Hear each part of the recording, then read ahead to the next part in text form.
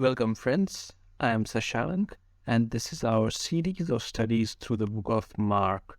Today we will be studying Mark chapter 3, verses 1 to 6, and we find over here how faith overcomes fear. So without any further ado, let's jump into the text. So this is our text, Mark chapter 3, verses 1 to 6. And right at the beginning, we see another time, a time word. It gives us a sense as to the fact that this text in front of us may be connected with what happened ahead, not necessarily chronologically, not as if like right after what happened before. Before this text, this is a continuing text. Not necessarily that, but then it may be connected through theme. So that's something to keep in mind. In the Gospels, when we read, several incidents are mentioned one after the other. Not all of them are chronologically connected. Many times they are thematically connected. So let's go further. So another time, Jesus, that being a key character over here, went into the synagogue. Now remember, Jesus seems to keep going back to the synagogue. It seems to be a meeting place, or where a lot of his work or a lot of his ministry seems to be happening. So that's where we are right now.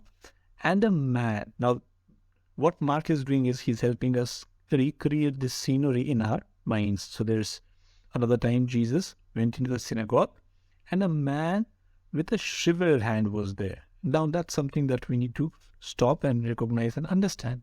Now, in some translations, instead of shriveled, we have withered hand. Basically, there was this person who had some sort of deformity in his hand. Excuse me. So that's what we find over there. Now, apart from this man, there were some of them. So it's like there was a big crowd definitely in the synagogue. And among them, there were a group of people who were looking for a reason to accuse Jesus. So there were people already who were like, Jesus was already popular. So there are people who are following Jesus, in the sense like they're looking for Jesus, coming to him, to listen to him, to get healed and all of that. Along with that popularity came opposition already. So we see that there are some who are now looking to Jesus to accuse him. So they were not just looking to Jesus to hear his teachings, but then here were some people who had come with an intent to accuse Jesus. So they watched him closely, not to learn, but then to accuse. That's their intention. And what were the reason to watch him closely? They wanted to see if he would heal him on the Sabbath. So it's almost as if it's like a trap, where they know Jesus is here, or Jesus will come over here, and there is this man with a shriveled hand. And if you look back at what Jesus used to do, Jesus used to reach out to people like them who needed help. Either that, or these people who required help would come to Jesus, and Jesus was always available, compassionate. So it's almost as if it's a trap. Here were some people who were watching Jesus as if, or rather to find out if he would heal on the Sabbath. Now, what's the big deal about healing on the Sabbath? We already know, you may know that according to the Old Testament, or in the context of these people, Sabbath day was a very important day. It was a day of rest. They're not supposed to do anything. Now, at this point of time, there were groups of people who had taken it to the extremes. They were more concerned with the legalistic aspect of this day of rest. So there was this sense that you're not even supposed to spit, because if you spit on the ground, it's almost as if you are watering the ground, connecting that with watering the ground for farming. So there was this sense of legalism about this law, and there were groups of people who were very concerned about enforcing this legalistic interpretation of the day of rest. So from that perspective, there were some people who wanted to see if Jesus would heal him on the Sabbath, whether Jesus' perspective on this matches theirs or not. Now, Jesus, he says to this man, stand up in front of everyone. and the stage is set. It's almost as if something is going to happen. Mark has created the scene in front of us. Jesus is there in the synagogue. There's a man with a shivered hand. And then there are people who are looking to accuse him. And then Jesus says to this man with the shivered hand, stand up in front of everyone. The word next that comes up is then. So after this, something next happened. What does Jesus do? Jesus asks them, which is lawful on the Sabbath? Notice something, there's no communication here between some of them and Jesus.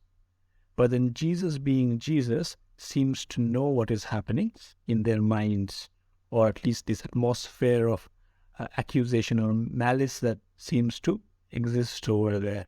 And Jesus is able to discern that, and Jesus asks them, which is lawful on the Sabbath? And he gives them few choices, to do good or to do evil, to save life or to kill. Now, if you just think of it from a fresh mind, it's not a very difficult thing to choose. But they remained silent, and that's quite interesting as to why. Because, notice, their concern was the legalistic part of it. And Jesus is now confronting them with their failure to pay attention to the spirit of the law. The ethics of the law, that's where they fail. Like, they are trying to enforce the fact that you're supposed to do nothing on Sabbath. But what if someone needs help? I mean, what if there is some necessity to help someone? So what is more important, do nothing or to do good? In fact, if you choose not to do good, then you are indirectly actually doing evil. If you have an opportunity to save life and you choose not to do, you are indirectly playing a hand at someone dying or someone getting injured or someone being hurt or being in pain. So there's this idea of what you do and what you don't do, that also can be hurtful. That also can be bad. But they remain silent. Why? Because they had not come to have a dialogue or conversation with Jesus. They had come over here to accuse Jesus. So their purpose is very pointed. Their purpose is very narrow. They're not here to dialogue or learn or discuss with Jesus. They want to accuse Jesus. Now, Jesus looks around at them and looks at them with anger, and he's deeply distressed at their stubborn hearts. Because again, as you see, it was very clear, like Jesus brings out their legalistic interpretation of the law through that question, but then they are not in the mood to understand, they're not in the mood to change. They have already cemented their position, and now they just want others to follow their position. They're not open to reform, they're not open to change. And that's why Jesus is distressed at their stubborn hearts. And then Jesus says to this man with the shivered hand, stretch out your hand. And very interestingly, this man stretched it out. And what happens next is amazing. His hand was completely restored. And in fact, what happens next is beyond amazing. It's mind-boggling actually. Here then again comes up, and then we find who some of them were. Then the Pharisees, now we have a name to associate with some of them. The Pharisees were a group of religious people at that point of time who were very much concerned about the law, about the legalistic aspect of their lifestyle, and they pursued it to a large, they pursued it with all their zeal. So that was a group of people. Now what they did was they not only went out, but they went to the Herodians and started to plan or plot with them. So that was the other group, the Herodians. Now Herodians were on the other spectrum to the Pharisees. Pharisees were religious. They had zeal for the law. Herodians, on the other hand, were a political group. Their concern was more to do with ruling. Like they were on the party of Herod, who was ruling over the land at that point of time under the Romans. So these two groups were actually on the opposite ends. They did not trust each other, and they were not generally on good terms with one another. But here the Pharisees realize that Jesus is their common enemy, and they were willing to, ignore their enmity or ignore the differences and unite with the Herodians for the purpose of how they they wanted to plot as to how they might kill Jesus. Look at the stubbornness, look at the depravity of their hearts. On one hand, they had the opportunity to simply reflect upon their beliefs and see if there was an opportunity to dialogue with Jesus, discuss with Jesus, and understand his perspective. But no, that is not at all acceptable to them. They want to create this atmosphere of fear, this atmosphere of violence, this atmosphere of oppression, which in their minds seems that it will tilt the balance in their favor. Like Jesus was becoming popular, and that was maybe something that was not acceptable to them. They wanted to keep that influence and not lose that influence. But here, I would like to stop and draw your attention firstly to Jesus. He understands, he discerns the atmosphere of a malice that is around him, these people who have come to accuse him, but then he chooses not to be bogged down by fear. He chooses to do what is right. He chooses to be who he is, and he chooses to stand by what he believes to be the right thing. That's the first part. And then the second part, or the second point, is this man with the shivered hand. When Jesus asked him to stretch out his hand, let's just wait and reflect upon that. This man with his deformity, he may have tried to stretch out his hand like a normal person so many times in his life. But then he would have failed because of the deformity. But here at this point of time, when Jesus asks him, why does he even bother?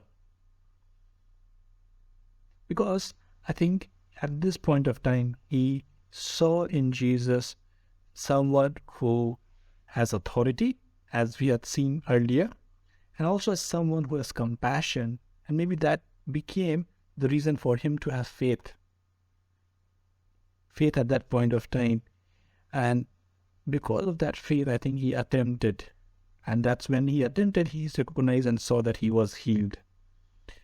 And I think in our lives, many times, it's important to recognize that God is at work.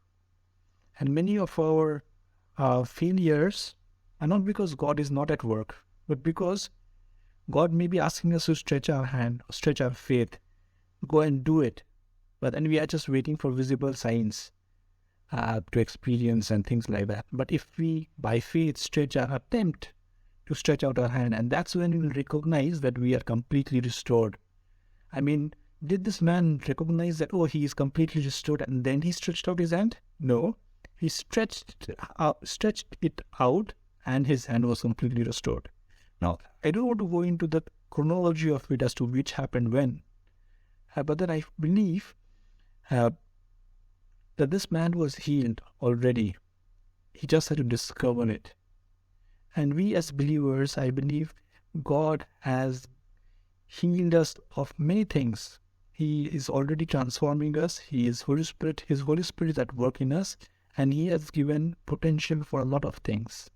All that is required for us is to stretch our faith and attempt those things. And as and when we attempt those things, we will discover how God has restored us, how God has given us victory over many of these areas where we struggle, or has given us the potential to attempt many of these things that we feel are unattainable or unachievable or some things that we cannot try or do. So we see in this character also, this man with the shriveled hand, how his faith overcomes the fear, overcomes the failure that he may have had all these years. So faith over fear, something for us to reflect upon. On the other hand, we have these Pharisees who are just afraid. They do not have this other gift called faith. They are just afraid, and that continues to lead them on a path of violence. and path of evil. So my friends, we have the example of Jesus. We have the example of the man with the shepherd hand. I hope and pray that God will help us to stretch our faith, no matter what be the obstacles around us, or no matter what the atmosphere around us is like. But then may God give us the faith to stretch out our arms, stretch out our hands, and do whatever He wants us to do, and experience the restoration that He gives us. That's it for today. See you next time. Thank you. Please feel free to share your thoughts and reflections. That's part of the learning experience for us as well.